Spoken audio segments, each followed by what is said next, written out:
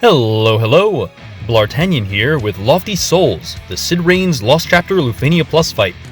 We're bringing a team of Gilgamesh, Lena, and Queen.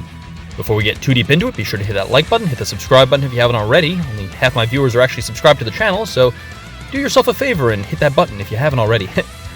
Leave a comment down below with your thoughts on the team, your thoughts on the fight, your thoughts on the weather this weekend. It seems like it's going to be a pretty nice one. Anyway, what do we got going on? Well, we're opening here. We did kind of something weird there. I used Rapid Fire on Lena after mastering Windrake Ward. The reason for that is because I'm an OCD doofus, and if you master both her skills, she gets a small Eyebrave boost, which helps her regen on Windrake Ward. This, of course, doesn't matter at all in terms of the overall damage output of the team. No one's going to notice the difference, but I like seeing both skills plus, so that's kind of nice. We'll have plenty of Lena LDs at the end of this, so I probably could have just used one of those instead, but hey, here we are. You'll also notice, as always, I opened Gilgamesh's Burst with his AA, which might be suboptimal in terms of total damage output, but I figure it makes it easier for him to hit his caps. It raises his, whatchamacallit, it raises his, max brave and attack, and he only gets 2 uses of the dang thing, so I figure I might as well use one extra one here. I do think it actually is a total damage loss in the Burst phase, but I like to think that it adds up. The next 6 turns, plus the Burst phase itself having that raised brave cap, probably helps here. He's doing some pretty respectable damage, thanks to all the blue armor and stuff in play. So what do we got as far as a strategy here? What's our game plan? Well, we're using Manosphere on Queen. I always like to open LD with Queen, then Manosphere. AA usually as well, just because, you don't want to use it while her EX high turn rate stuff is going on. I always do Skill 2, Manosphere second, because it only has it's only up for like 3 turns or so at the beginning of the fight, and you don't want to have to waste time later in the fight when you're doing her EX cycle to refresh it if you can help it.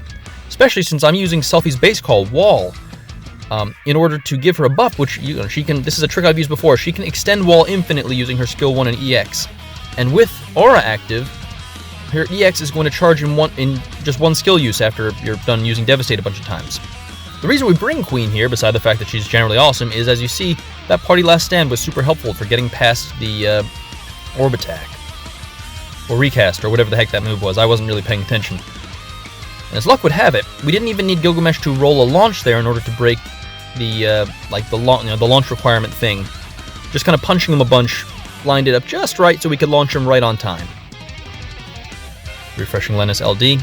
Looking forward to Lena's C90 in a month or so that I can finally press her EX and not feel weird.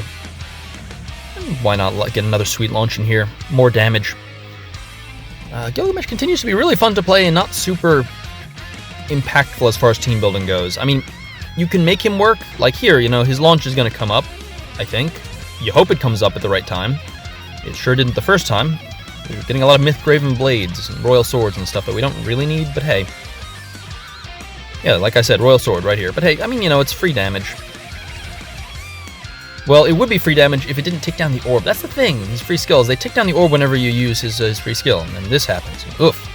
Thanks, Queen. Queen's really the MVP here. Lena's here because of her debuff immunity and just general good support stuff. I didn't want that turn rate speed down thing to be a problem. There we go, nice little launch here. It doesn't actually break his 200 HP requirement, which I didn't notice at the time.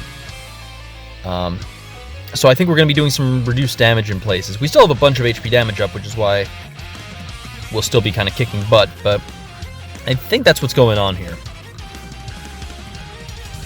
Man, definitely still really enjoying Queen. She's still a lot of fun. This fight... But yeah, this fight is kind of a pushover because the orb is non-lethal and doesn't... Any form of decent mitigation will stop it. Warrior of Light, Bosch, Zac, of course. Golbez if you want to do that, but I'm not going to do that here, I don't think. Maybe I will. I think we have some time before the next event rolls around, so if I get bored, I might do a Golbez run. We'll see. And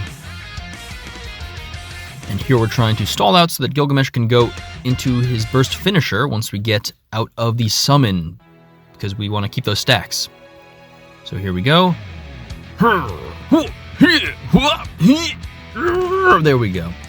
I forgot to do that the last time, and that's probably my favorite part about Gilgamesh at this point, is just like vocalizing his burst finisher. So gotta make sure I get that in there. Can't be forgetting that stuff. But as you can see here, Queen rocking that constant EX presence now. You could also remove all of her speed passers to get a similar effect, but then she becomes slow as molasses, and then it's like, well, what's the point? She takes one turn every 5 years. So I'm probably going to end up pulling for Selfie LD just so I can get some extra utility with Queen with this, because I like Queen a lot. I was originally planning on skipping Selfie because I already have Kais, and Selfie feels like overkill right now, but I might just do it for the call, which feels like the ultimate 1%er move. I want to pull this meta character so to use her as an LD call on my pseudo off. I don't know if Queen quite counts as like an off, kind of off the wall pick, but I feel like she's not as popular as a lot of the other units out there. She's still quite serviceable, as you can see, but I don't know.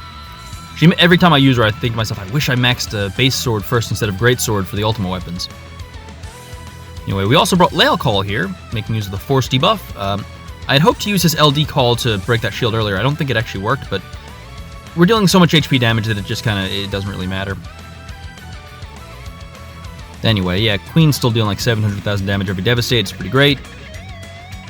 Gilgamesh dealing... There we go. We finally rolled into an Ice Brand on Gilgamesh. So that was exactly when we needed it. Stupid. But there we go. This fight really just kind of rolls over. But it was fun to bring some units that I enjoy. I hope you enjoyed. I got to talk through a little bit of my rationale for why I do certain things. But anyway, there we go. No friend unit. Pretty snazzy, 30 turns. And I guess that'll be it.